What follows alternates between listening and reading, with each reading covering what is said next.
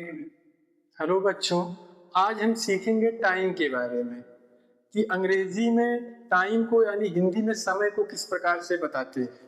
कितना बजा है उसको इंग्लिश में कैसे बताएंगे हम, उसी टाइम को जानने की आज हम कोशिश करेंगे और टाइम को बताने की कि किस प्रकार से अंग्रेजी में टाइम बताया जाता है ये जानने का प्रयास करेंगे।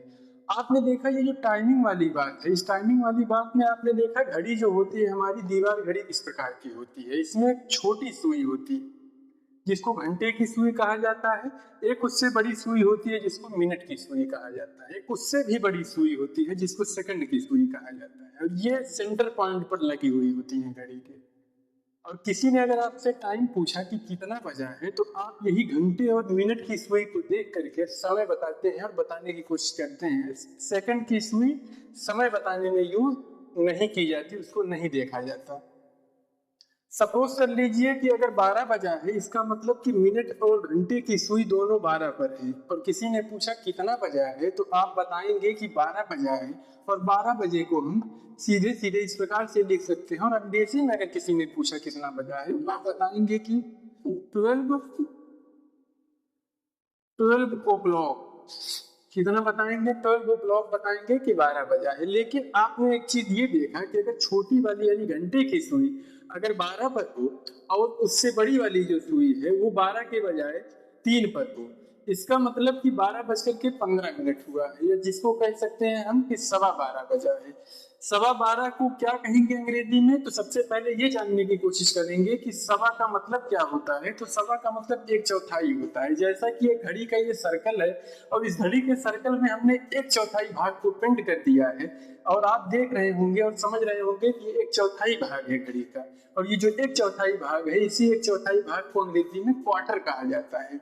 याद रखिएगा कि इसको क्वार्टर कहेंगे, क्वार्टर्स नहीं कहेंगे, क्योंकि अगर इसी क्वार्टर में आप एस जोड़ देंगे तो क्वार्टर्स का मतलब हो जाएगा रूम और यहाँ हमें क्वार्टर कहना है। यानी एक चौथाई को अंग्रेजी में क्या कहा जाता है? क्वार्टर कहा जाता है। अगर किसी ने आपसे पूछा कि कितना बजा है तो आप बताएंगे कि 12:15 हुआ है।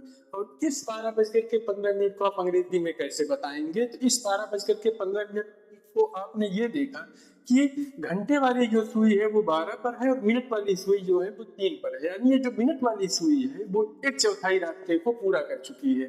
यानी इस सर्किल के एक चौथाई रास्ते को यानी 1/4 यानी क्वार्टर अपने रास्ते को पूरा कर लिया है। इसका मतलब कि 12:15 हुआ है। टाइम बताते वक्त हमेशा जो टाइम ज्यादा हो गया है उसी का नाम पहले लेंगे। यानी 12:15 हो चुका है यानी सबसे पहले 15 मिनट का नाम लेंगे। 15 मिनट का मतलब एक घड़ी के हिसाब से 15 मिनट का मतलब कि एक चौथाई। और एक चौथाई को अंग्रेजी में मैंने अभी बताया कि क्या कहा जाता है? क्वार्टर। और क्वार्टर के बाद फिर गुजर चुका है यानी ज्यादा हो चुका है तो क्वार्टर फास्ट। कितना बज करके? 12 बज करके। तो 12 बज करके की अंग्रेजी मतलब अंग्रेजी में इसको कहेंगे 12 ओ क्लॉक। और अगर यही सुई ऐसे हो जाती यानी 12 वाली छोटी वाली सुई 12 पे ही रहती और बड़ी वाली जो सुई है वो 6 पर चली जाती, इसका मतलब कि अब जो मिनट वाली सुई है उसने इस सर्किल के आधे रास्ते को पूरा कर लिया है। अब अगर किसी ने आपसे पूछा कितना बजा है तो आप बताएंगे कि 12:30 हुआ है। 12:30 हुआ है यानी इस मिनट वाली सुई ने उस घड़ी के सर्किल के आधे रास्ते को पूरा कर लिया है। इसका मतलब आधे का मतलब हाफ। और किसी ने आपसे पूछा कितना बजा है तो सबसे पहले आप कहेंगे हाफ और जो बच चुका है उसका नाम सबसे पहले लेंगे। ज्यादा हो चुका है फास्ट और कितना बज करके ज्यादा हो गया है हाफ तो 12। तो 12 को हम सीधे सीधे लिख सकते हैं 12, फिर उसके बाद कॉमा को। और अगर यही ऐसे हो जाती सुई घड़ी की सुई मानो ऐसे हो जाती।